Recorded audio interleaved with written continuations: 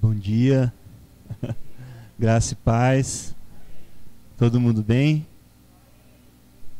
Eu ia tirar minha blusa aqui para falar, né, mas tá um pouquinho de frio, né? Senão eu vou ficar aqui tremendo, falando e tremendo aqui, ó. Para quem não me conhece, eu sou o André, eu sou missionário da Jocum, né? Eu fiz o meu primeiro curso na Jocum em 2001, lá em Minas Gerais, numa cidade chamada Pitangui. Fiquei lá 1 ano em treinamento. Depois voltei para minha cidade em Mato Grosso, Cuiabá, Mato Grosso, e fiquei lá trabalhando, servindo a igreja e terminando minha faculdade. Durante esse tempo começou a Jocum lá em Cuiabá. Eu conheci a Kalinka, que tinha feito o curso dela da Jocum em Goiânia. A gente se casou, né? Em 2008. Tivemos nosso primeiro filho em 2013 e em 2014 nós viemos para cá, para Jocum daqui de Piraquara, né? Em setembro agora vai fazer 10 anos que a gente está aqui já. Saímos do calorzão de 40 graus para pegar o frio, né? Hoje de manhãzinha acho que estava 2 ou 3 graus, não sei quanto que estava de madrugada. Agora eu já estou mais acostumado, mas no começo eu sofri um pouco. E para quem não conhece a Jocum, ela é uma missão internacional, uma missão interdenominacional, que trabalha com jovens, crianças, adolescentes, né? Treinando pessoas, enviando pessoas, capacitando pessoas, dando suporte a essas pessoas. E eu e minha esposa em específico, nós temos um trabalho que a gente realiza com crianças e adolescentes, um acampamento de férias, né? Sempre nas férias de julho e nas férias de janeiro. Minha esposa também trabalha na escola EPV, que é Escola Palavra Viva, que é uma escola de meditação e devocional na palavra. E nós também servimos na Escola da Família, né? A gente vai começar agora dia 22 de julho a Escola da Família lá na Jocum. 3 meses, né? Com famílias, mas também com solteiros que estão se preparando para no futuro também casamento e família, né? Então a gente tem essa escola que a gente trabalha lá na Jocum também. E inclusive agora dia 13 nós vamos para Porto Alegre fazer um trabalho com as crianças e adolescentes lá. Os irmãos sabem de toda a situação, né? E tem vários abrigos com muitas crianças lá. Então a gente vai também fazer um trabalho com essas crianças dos abrigos. Vamos trabalhar junto com uma igreja batista lá no centro de Porto Alegre, mas também fazendo esses trabalhos em Eldorado do Sul, que é um lugar, uma cidade da região metropolitana que teve mais de 90% de inundação, né? Inclusive a Jocum lá foi inundada também. Então a gente vai servir também os nossos irmãos lá, ajudando lá, servir marmita, limpeza, trabalho com crianças, evangelismo e tudo mais. Então esse eu estou contando assim meio resumido, meio corrido, né? Um pouquinho sobre mim, sobre a minha família. Depois em 2022 nós tivemos o nosso segundo filho, o Benjamin. E dia 7 agora ele fez 2 anos. Então estamos aí há quase 20 anos nessa caminhada missionária, né? Eu não sou pastor, eu sou filho de pastor, meu pai é pastor da Igreja Presbiteriana do Brasil, lá em Comodoro, Mato Grosso. E já mais de 40 anos de ministério, né? Tá quase jubilando aí já. E então, desde pequeno sempre tive envolvido com a obra de Deus, né? Tanto na igreja, mas meu coração sempre ardia por missões, né? Então a gente optou por essa carreira missionária, né? E temos, graças a Deus, sido muito alcançados e abençoados por Ele durante esse tempo. Amém? Meus irmãos, então eu queria começar hoje contando um pequeno testemunho. Há mais ou menos 3 meses, se eu não me engano, dia 9 de março, eu tive um acidente dentro de casa. Eu não sei como, o que aconteceu. mas eu simplesmente caí da escada. Uma escada que tem lá, quem conhece a Jocum lá sabe que tem 2 pisos, né? Uma escada que sobe do primeiro piso para o segundo. Essa escada a gente desce ela todos os dias, mas nesse dia eu escorreguei lá, pisei em falso, não sei, eu caí dessa escada e foi um tombo grande. E quando eu vi que eu ia bater o rosto no chão, eu coloquei o braço, que acho que é automático, né? Quando a gente cai, a gente coloca a mão, né? E eu fui, coloquei o braço e bati ali. E na hora que eu levantei, eu bati o rosto também, mas foi mais fraco. Na hora que eu levantei, eu senti uma dor aqui no braço. E aí, eu fui, coloquei gelo, né? Passei pomada. E eu dormi aquela noite com aquela dor, achando que era uma pancada só. E no outro dia eu vi que a dor não passava, não melhorava. Resolvi ir no médico, né? E aí fui lá pro Hospital São José, que é de ortopedia, né, e maternidade. E lá, quando eu cheguei, o rapaz foi me levar, porque eu não estava conseguindo dirigir, a dor no braço era grande. E quando eu cheguei lá, que eu rapidinho já me atenderam, quando é trauma, né, batida, fratura, essas coisas, lá naquele hospital, pelo menos comigo foi rápido. E quando o médico olhou, tal, ele fez o raio-x, aí ele falou assim: você quebrou o cotovelo. Aí eu falei: ih? Você quebrou o cotovelo. Aí eu falei: não. Aí já mandou fazer uma outro exame lá, acho que não sei se era uma ressonância, o que era. E aí constatou, né, uma lesão aqui no cotovelo. E aí ele falou assim, eu falei: certo, eu vou ter que colocar gesso, né? Aí ele falou assim: não, você vai fazer uma cirurgia. Eu falei: o quê? Eu assustei, nunca fiz cirurgia na vida, né? Assustei na hora, né? Aí eu falei: tá bom, doutor, então amanhã eu venho aí pra cirurgia. Eu falei: não, você já vai ficar internado. Você não vai nem voltar pra casa. Aí o quê? Assustei de novo. E nisso eu fui pedir pro rapaz ir embora, que tinha me levado lá da Jocum, e trazer minhas coisas, e já fiquei internado ali, porque tinha que ficar 12 horas de jejum, né, para poder fazer a cirurgia. E eu fiquei 2 dias naquele hospital, e 2 dias naquele hospital, eu acho que foi a pior e a melhor experiência que eu tive na minha vida, né? Porque eu digo a pior porque eu nunca me senti tão sozinho. Eu nunca senti tanta solidão, né? Ali naquele lugar, internado com outras pessoas. Era até engraçado porque a maioria era motoqueiro. A enfermeira chegou e perguntou assim: você machucou como? Fui empinar a moto, caí. Você? Fui fazer uma curva, tinha uma poça d'água, a moto escorregou, eu caí. Você? O carro passou por cima. Você? Bati e saiu voando. Você? Aí eu caí da escada. Só tinha motoqueiro lá no meu quarto, lá na enfermaria lá. E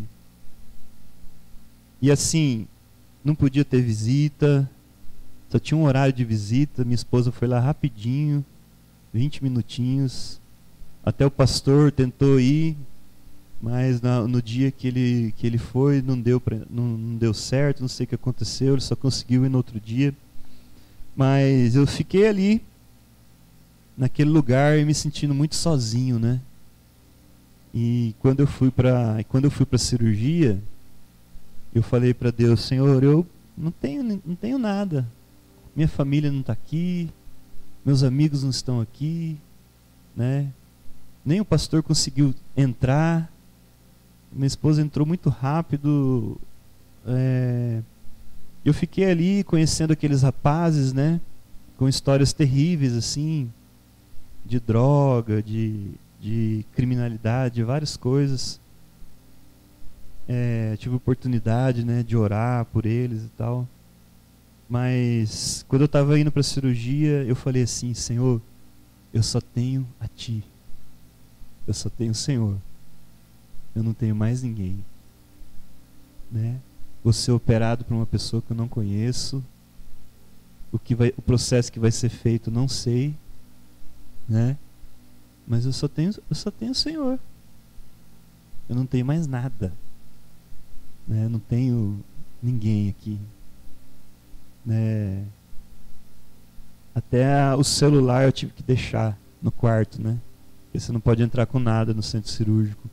Então eu não podia falar com a minha esposa, não podia falar com ninguém. A única pessoa que eu podia conversar era com Jesus. A única pessoa que eu podia conversar era com o Espírito Santo. Né? Eu não quero ficar muito nessa história, mas depois eu descobri que eu fui operado ali, orei, né? Fui para lá, tomei a anestesia, apaguei, depois, quando acordei, já tinham terminado. E depois eu fiquei sabendo que eu tinha sido operado por um médico que era especialista em cotovelo e ombro. Talvez o melhor ou um dos melhores aqui do estado, né? Então o Senhor cuidou de mim, né? Naquela cirurgia no hospital público, né? Então, por que eu estou contando isso? Porque eu queria falar hoje um pouco sobre o Espírito Santo, um pouco sobre a amizade com o Espírito Santo, um pouco sobre a pedagogia do Espírito Santo, né? Nós sabemos lá no texto se você quiser abrir para a gente ler, eu acho que é interessante a gente ler ele. 1 Coríntios 2, a partir do versículo 9. 1 Coríntios 2, a partir do versículo 9.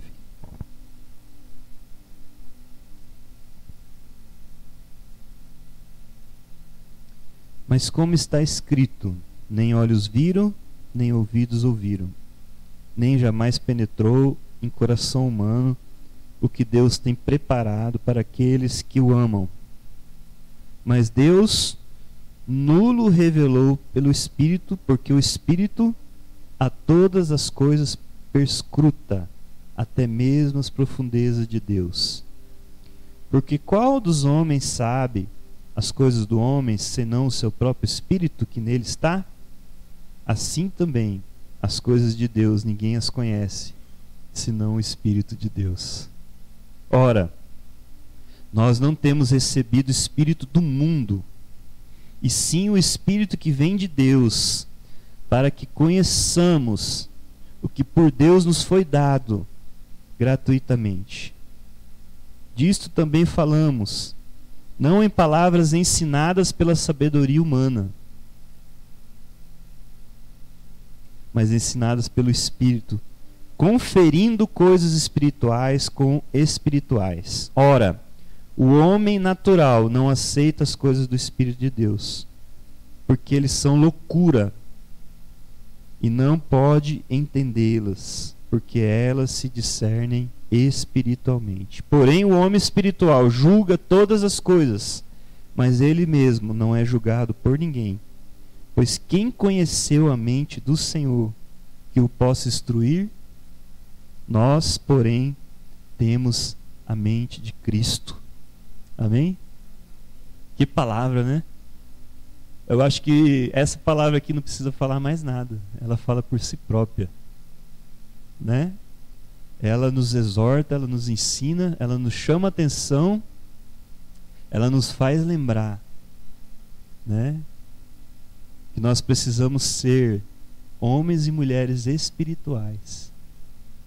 Homens e mulheres que caminham não segundo a carne, mas segundo o Espírito. Não segundo a sabedoria humana, mas segundo a sabedoria de Deus que vem do alto, né? Mas como ser um homem espiritual no meio de um mundo secularista, no meio de um mundo materialista, no meio de um mundo individualista, no meio de pessoas ou de coisas que fazem, que nos levam a descrer, né? No Espírito Santo, no Espírito de Deus. Sabia que a realidade, né? A realidade só existe por causa dele. Quando você pensa assim, esse púlpito, esse microfone, né? Essa cadeira, aquele gasofilácio, né? Aquilo é real, né? Você pode palpar, você pode sentir, né? E nós somos ensinados assim, às vezes até nas escolas, na faculdade, que nós só podemos crer naquilo que nós podemos provar, né?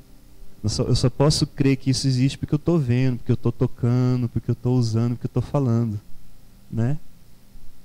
Agora, como crer naquilo que eu não posso ver? Que muitas vezes não posso sentir, não posso tocar, né? Como caminhar por fé? Porque a fé é a certeza das coisas que muitas vezes não conseguimos ver, né? Como ser esse homem espiritual? Nós sabemos que deixa eu só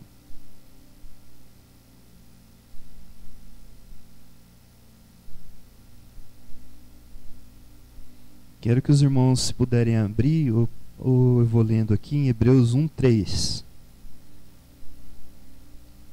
Hebreus 1:3 diz assim: amém? Ele, que é o resplendor da glória e a expressão exata do seu ser, sustentando todas as coisas pela palavra do seu poder, depois de ter feito a purificação dos pecados, assentou-se à direita, majestade nas alturas. Eu queria ficar com esse pedacinho que diz assim: ele sustentando todas as coisas pela palavra do seu poder. Amém? Nós sabemos que a cadeira só existe. Isso só existe porque existe uma obra-prima, né? Uma madeira que foi feita, que foi derrubada, que cresceu, que nasceu na terra, que foi derrubada, que foi cortada, que fez aquele gasofilácio ali, né? O plástico, uma matéria-prima que foi construída para fazer essa cadeira, né?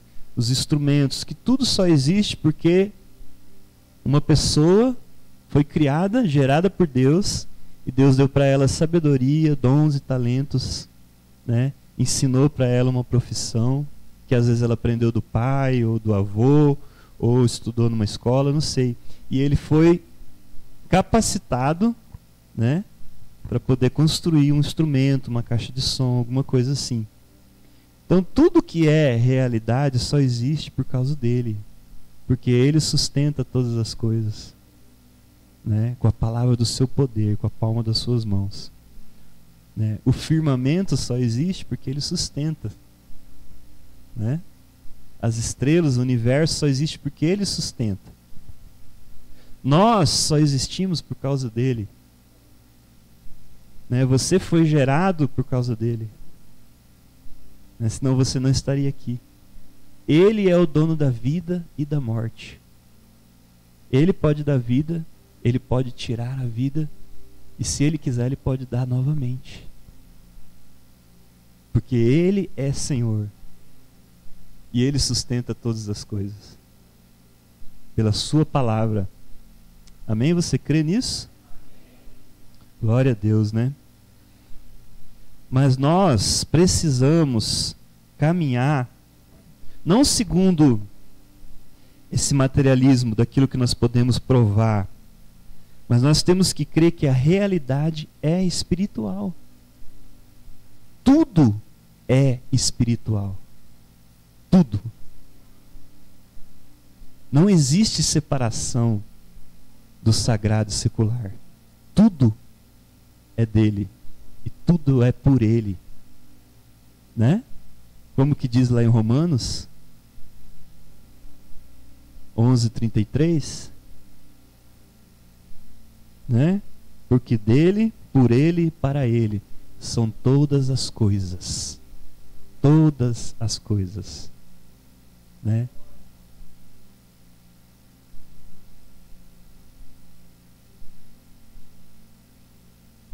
E esse texto diz que nós precisamos ser esses homens e mulheres espirituais.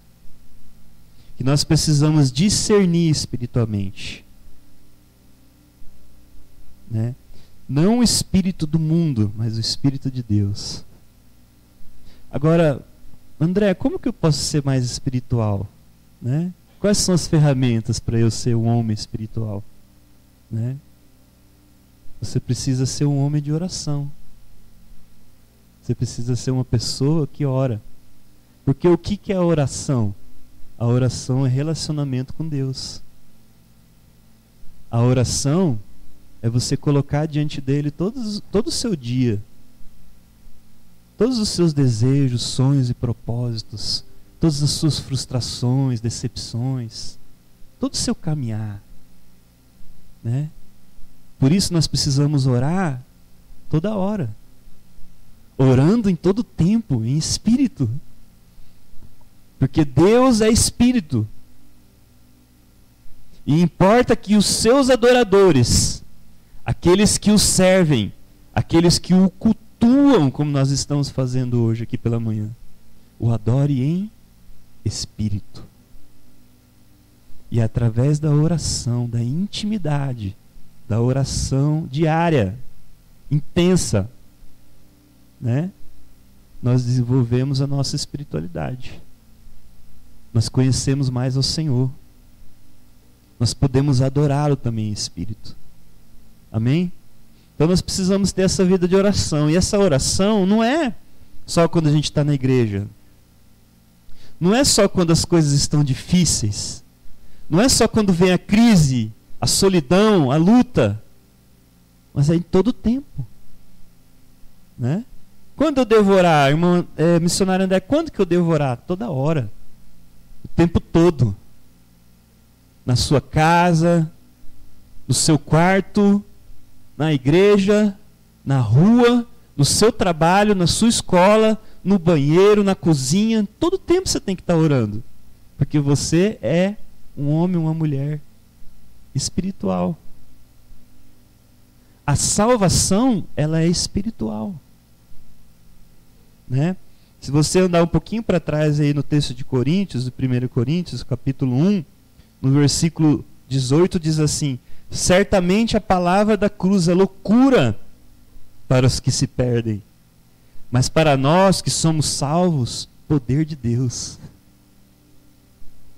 Pois está escrito: destruirei a sabedoria dos sábios e aniquilarei a inteligência dos instruídos.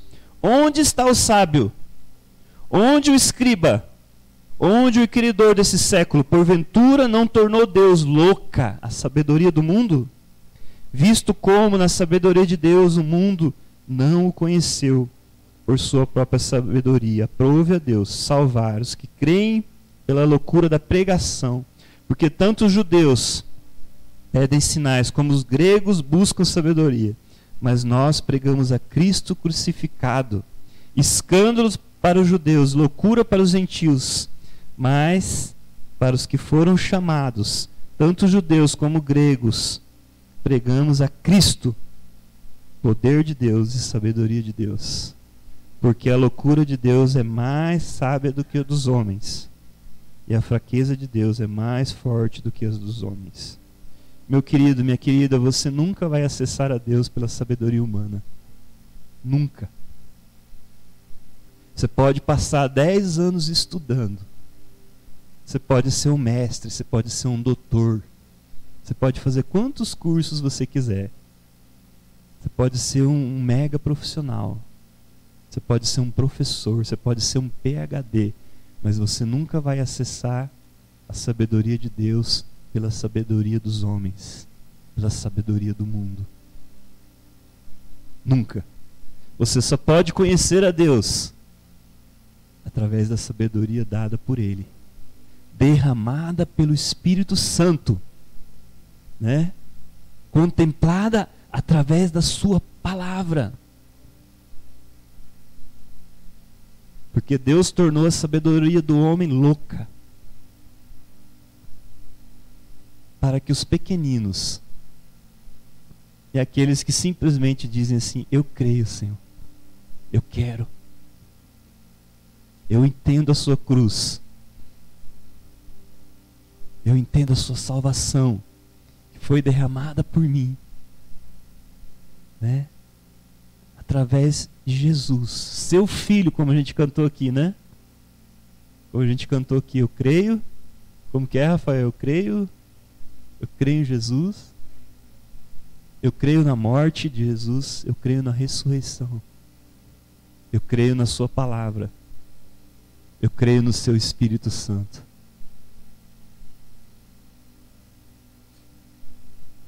Nós só podemos conhecer a Deus através da sabedoria derramada pelo próprio Deus.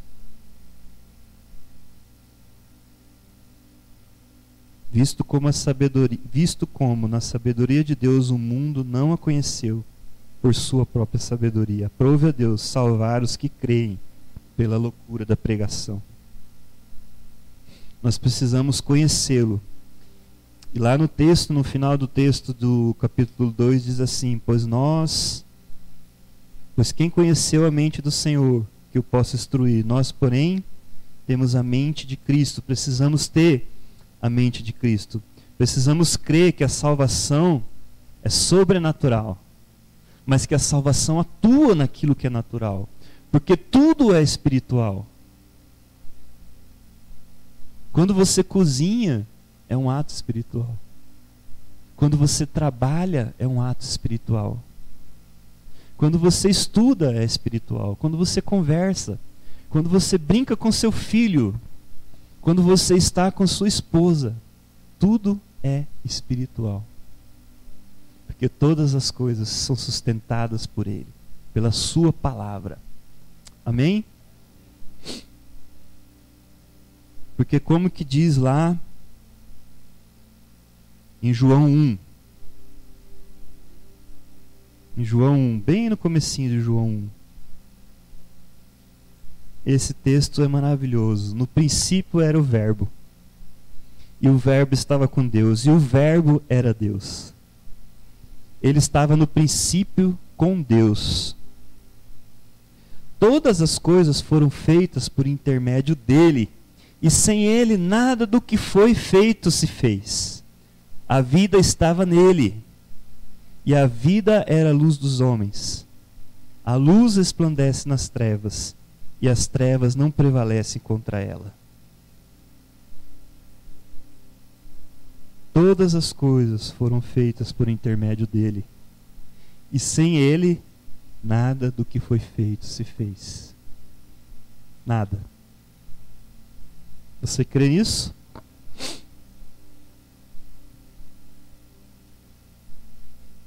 Meus queridos, nós precisamos entender e receber essa palavra de Deus. Que o Espírito Santo, Ele nos ensina, como foi prometido, né, lá no final lá em João 14, 26, se você quiser abrir, eu acho que é bom a gente ler, né? Todos esses textos. Porque eles nos fazem lembrar, eles revigoram a nossa fé, né? A palavra de Deus. A palavra de Deus é viva. Ela é viva. Lá em João 14, 26...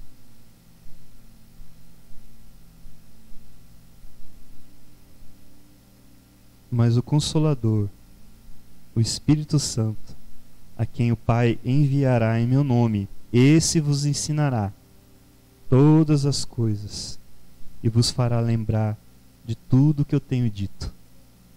O Espírito Santo, ele é o nosso professor. O Espírito Santo é o nosso pedagogo. É a pedagogia do Espírito. Nós precisamos aprender com ele. Nós precisamos crer e buscar e orar e adorá-lo em espírito e em verdade. E louvá-lo e estar com ele, com a palavra dele, né? Como diz lá em Salmo 1, né? Meditando em todo tempo né? Dia e noite, né? Caminhando com esse Espírito. E Ele nos ensina. Então eu sempre falo para os adolescentes lá: você tem dúvidas sobre com quem você deve casar? Pergunta ao Espírito Santo, né? Você tem dúvida qual profissão você vai escolher, né? Qual faculdade você vai fazer? Pergunta ao Espírito Santo, né? Você tem dúvida como proceder como pai, como marido, como ensinar seus filhos? Pergunte ao Espírito Santo. Busque, ore, né? Medite na palavra e Ele vai te ensinar, pois foi promessa de Jesus, o nosso Salvador, que nos deixou o Espírito para nos ensinar todas as coisas. Todas as coisas. Você tem dúvida como fazer um investimento, como administrar financeiramente o seu dinheiro? Pergunte ao Espírito Santo. Porque como diz lá em Isaías 9:6, Ele é o nosso maravilhoso conselheiro. Né? Se eu e você precisamos de algum conselho, né? O que eu devo fazer, Deus? Eu viajo, não viajo? Eu mudo, não mudo? Eu fico, eu saio? Pergunte. Porque Ele tem um maravilhoso conselho que você precisa. Mas muitas vezes, meus queridos, nós buscamos conselho de pessoas, nós buscamos conselho na circunstância, nós buscamos conselho lá fora, nós buscamos conselho na televisão, buscamos conselho na política, buscamos conselho em todos os lugares e esquecemos que Ele é o maravilhoso conselheiro. E a oração, ela nunca deve ser o último recurso, ela tem que ser o primeiro. Né? Depois que nada deu certo, aí eu vou orar. Agora eu já tentei de tudo, Deus. Já tentei de tudo, agora eu vou orar e perguntar para o Senhor o que eu tenho que fazer. Não. Ora primeiro, busca o Senhor primeiro, né? Busca o conselho dEle, o ensino dEle, a pedagogia dEle, a dependência de Deus, a dependência do Espírito. E pergunte para Ele qual é o próximo passo. E Ele fala, e Ele revela, e Ele mostra a sua palavra, né? Nós temos lá eu acho que eu não tenho aqui. Nós temos lá tipo um negocinho assim, um folhetinho assim, que a gente tem lá os passos de intercessão que a gente usa na Jocum. Todas as vezes que a gente vai fazer intercessão por algum povo, por alguma nação, ou por alguma coisa, a gente segue esses passos lá de intercessão. E aí lá nos passos de intercessão tem assim, primeiro, sonda o meu coração e vê se há em mim algum caminho mau. E aí a gente tem um momento ali de confessar, né, de pedir perdão. Depois assim, cala a voz do meu eu. Aí depois tem assim, cale a voz do diabo. Aí depois tem assim, nos ensina através do teu Espírito Santo, né? E depois tem agradeço o Senhor por fé, por aquilo que Ele ainda não fez. E depois tem mais um outro lá, mas os passos de intercessão que a gente usa lá é isso. É calar a voz do eu, é calar a voz do mundo, do diabo, é reconhecer que não sabemos orar. Tem esse passo também lá, reconhecer que não sabemos orar como convém. Que até para orar, meu querido, você tem que perguntar para Deus. Até para orar, senão você ora errado, sabia? Até para orar, você fala, Senhor, pelo que eu devo orar hoje? Deus, me revela, me mostra, o que eu devo orar hoje, Senhor Deus? O que o Senhor quer que eu ore? Qual pessoa? Qual lugar? Qual povo? Qual nação? Qual tribo? Né? Porque senão você ora errado. Porque você precisa dele para tudo, até para orar. O Senhor nos ensina a orar como convém. Então a gente segue esses passos e lá fala: nos ensina, Espírito Santo. Mostra, né, como eu devo fazer, como eu devo caminhar. E aí,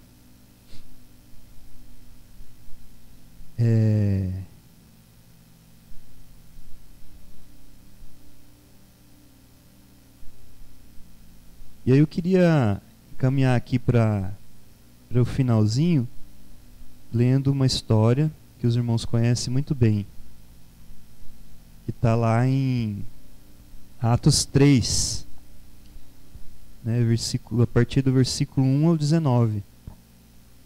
Atos 3, versículo 1 a 10, desculpa, do 1 ao 10.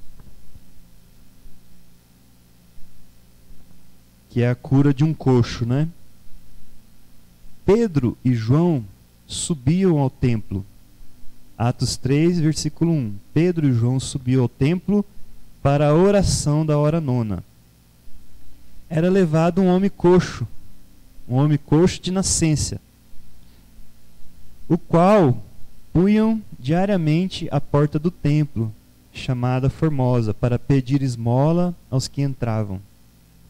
Vendo ele a Pedro e João, que iam entrar no templo, implorava que lhe desse esmola. Pedro, fitando juntamente com João, disse: olha para nós.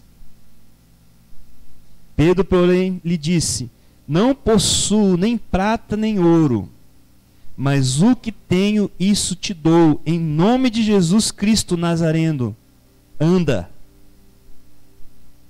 E tomando pela mão direita, o levantou imediatamente. Os seus pés e tornozelos se firmaram. De um salto se pôs em pé, passou a andar e entrou com eles no templo, saltando e louvando a Deus. Viu, porém, todo o povo a andar e a louvar a Deus, e reconheceram ser ele o mesmo que esmolava, assentado à porta formosa dos templos, e se encheram de admiração e assombro por isso que lhe acontecera. Amém? Meus queridos, eu queria encerrar aqui com uma pergunta. O que você tem para dar para as pessoas? O que você tem para dar para as pessoas? Se hoje uma pessoa te procurasse e falasse assim: o que você pode me dar? O que você pode me dar? Eu preciso de ajuda. Como que você pode me ajudar?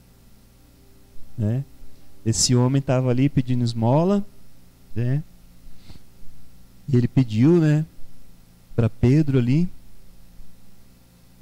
e João. E diz o texto que Pedro olhou nos olhos, olhou e falou assim: olha para mim. Eu quero te dizer uma coisa. Eu não tenho dinheiro. Eu não tenho prata. Eu não possuo bens. Eu não tenho coisas. Mas eu tenho uma coisa que vale mais do que o ouro. Eu tenho vida. E vida abundante. Eu tenho o poder de Deus. Eu tenho o Espírito Santo. E o que eu tenho, eu quero te dar.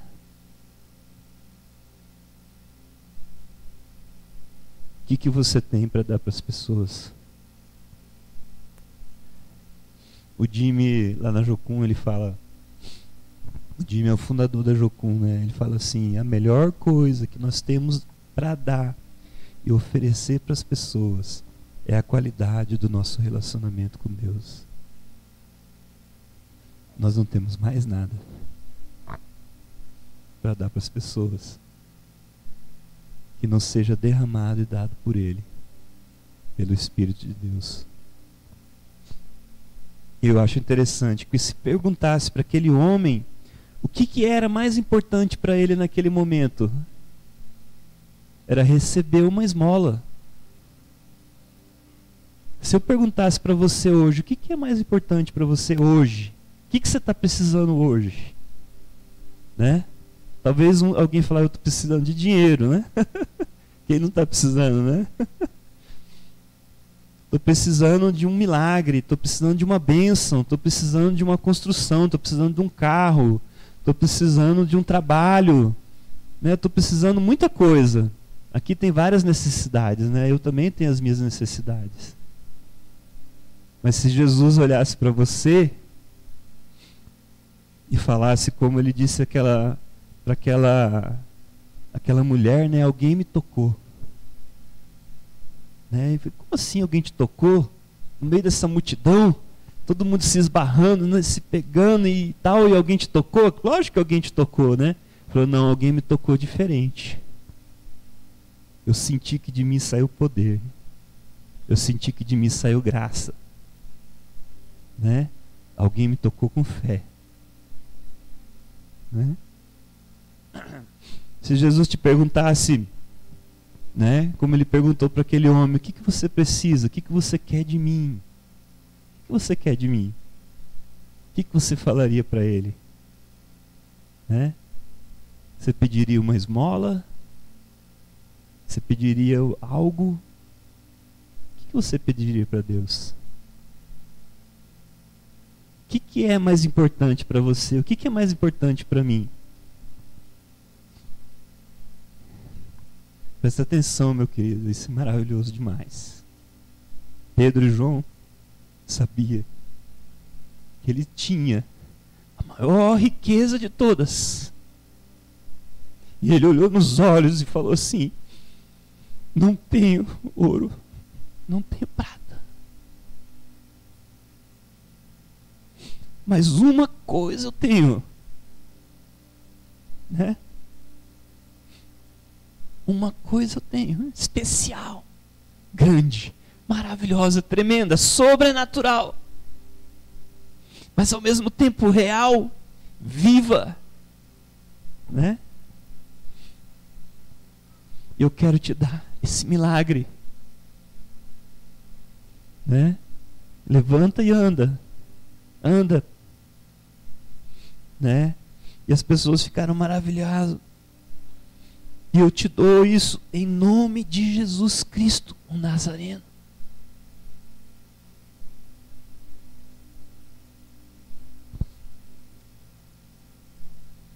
Meus queridos, o Evangelho é vivo. O Evangelho é espiritual. E se você está longe do Espírito, você precisa voltar para Ele. Você precisa estar perto dele. E quando as pessoas virem a você buscar conselho, buscar alguma coisa, você vai ter para dar, porque você está se alimentando na fonte de vida, vida abundante, né? Você às vezes não tem dinheiro, né? Mas você tem a salvação, e essa salvação pode ser proclamada e derramada sobre a vida das pessoas. Essa salvação que é espiritual, né? Mas que também é real. O Evangelho, que é loucura para aqueles que não conhecem, mas é o poder de Deus para transformar, para regenerar, para salvar, para limpar, para perdoar, para te dar algo, meus queridos, que não tem preço, que é a eternidade. Pois só Ele é eterno. E só nele nós também temos eternidade. Você já imaginou que você vai viver para sempre com Ele, com o Rei dos Reis, Senhor dos Senhores, o Filho do Homem, Jesus Cristo de Nazaré, na glória, na presença de Deus. E esse é a maior riqueza que eu e você temos. A salvação, a eternidade, o relacionamento. Mas eu queria só terminar dizendo, e isso não é para depois que você morrer, não. Entendeu? É para agora. Você pode gozar da vida eterna agora. Você pode ter a vida eterna hoje. Você pode ter o Espírito Santo, a presença de Jesus hoje. É agora. Não é para depois que eu morrer e ressuscitar, não. É hoje, é agora. O relacionamento com a palavra, com o Espírito Santo, com Jesus é hoje. É urgente. E nós precisamos voltar a esse amor, a voltar a essa presença. Como a gente cantou aqui um cântico hoje sobre a presença de Deus, né? E eu gosto muito daquele texto lá em Salmo 139 que diz assim: para onde fugirei, né, da tua face? Para onde me ausentarei do teu Espírito? Para onde? Se Ele é tudo, está em todos os lugares, né? Tem um outro texto que diz assim: nele nos movemos e existimos. Nele nos movemos e existimos.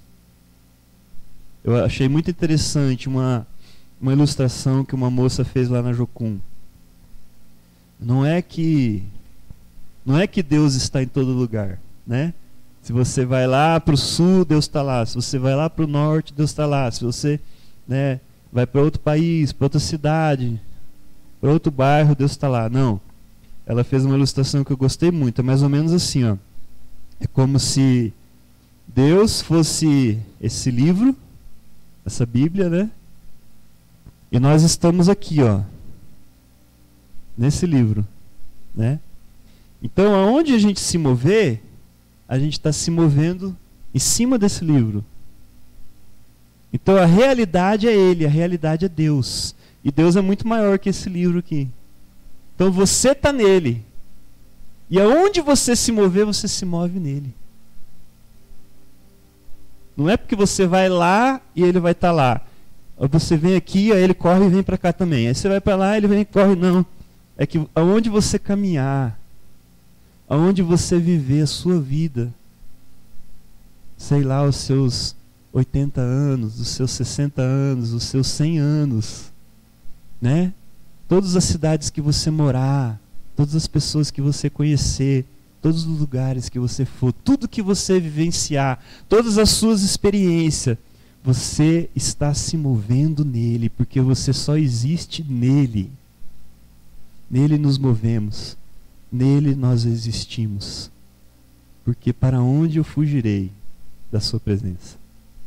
Para onde me ausentarei? Eu falei para as crianças, para os adolescentes, né? Tudo que você faz na presença dele. É Corel Del, diante da face de Deus. Né? Corel Del, diante da face de Deus. Tudo que você faz é diante dos olhos do Senhor. Até aquilo que você faz no seu quarto, no seu banheiro, escondido, né? Escondido dos seus pais, escondido do seu pastor, você não consegue esconder de Deus. Você pode estar lá no meio do mato, no meio do nada. Você não saiu da presença dele. Né? Porque nós podemos só nos mover e existir nele. Amém? Então, meus queridos, eu queria que os irmãos ficassem de pé. E não sei se a gente pode cantar aquela canção de novo acho que foi a primeira, né? Que a gente cantou aqui. E queria que você orasse aí, enquanto a gente canta. Orasse, pergunte para o Senhor: Deus, né? Eu quero ser esse homem espiritual, eu quero ter essa intimidade, essa amizade com o Teu Espírito Santo, Deus. Eu quero Te conhecer, eu quero me mover no Senhor, eu quero estar na Sua presença, Deus, todo tempo, orando em todo tempo, buscando o Senhor em todo tempo. adorando o Senhor em espírito e em verdade. Quero estar na sua presença, Senhor. Quero ser esse homem, essa mulher que tem algo para dar, algo recebido do próprio Deus.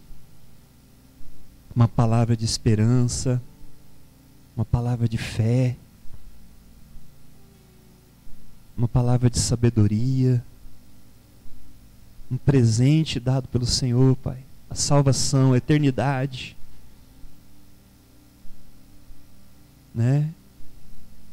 Eu não chamo vocês de servo, mas chamo vocês de amigo, porque o amigo conhece.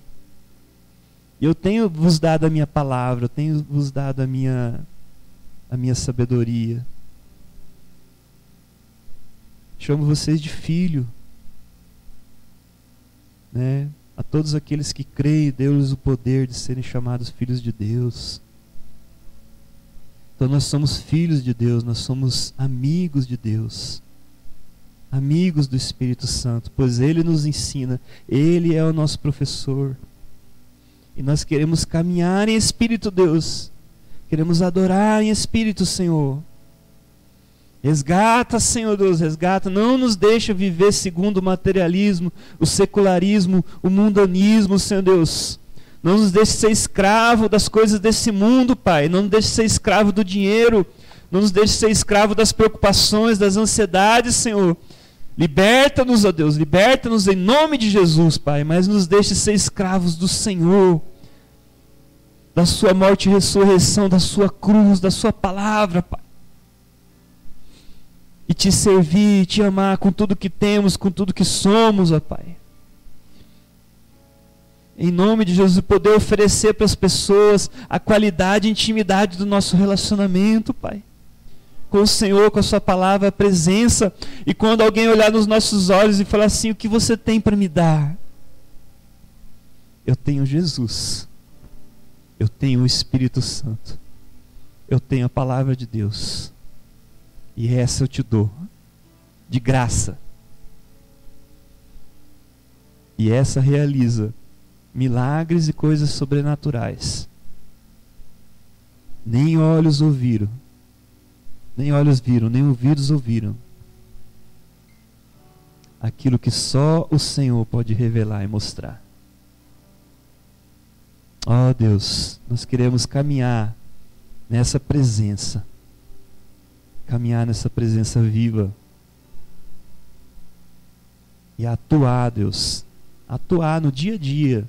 No relacionamento com as pessoas, nas conversas, no trabalho, no estudo, na nossa família, na educação dos nossos filhos, com o nosso cônjuge. Senhor, nós queremos caminhar com o Senhor, no Senhor, através do Senhor, Pai.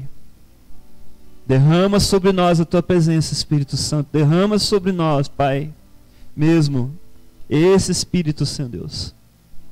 Essa convicção da salvação, convicção dessa esperança viva, pois a palavra de Deus é viva e eficaz. E o Senhor derramou sobre nós, Pai, essa vida abundante, essa vida que não depende das circunstâncias, essa alegria eterna que está em Ti. E por isso nós somos contentes, e por isso nós somos contentos, e por isso nós somos satisfeitos, Senhor. Satisfeitos, Senhor Deus, de ter o Teu Espírito. Em nome de Jesus. Amém.